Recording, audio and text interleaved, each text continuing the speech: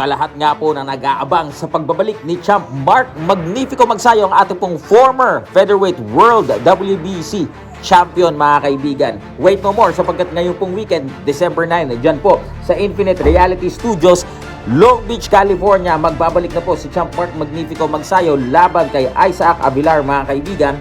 At ito pong si Isaac Avilar, meron pong kakatadang 17 victories, 10 by KOs at meron lamang pong 6 na talo. Samantala po itong ating pangbato, former WBC World Featherweight Champion Mark Magnifico Magsayo, 24 panalo, 2 lamang natalo at 16 dito sa kanyang mga panalo ay via KO, mga kaibigan. Alam naman po natin ang kanyang 2 talo po ay galing sa 2 mabibigat na laban, 2 world title fights against Ray Vargas at ito pong si Brandon Figueroa. So ito po, sabay-sabay po nating panoorin ang highlights ni Champ Mark Magnifico Magsayo.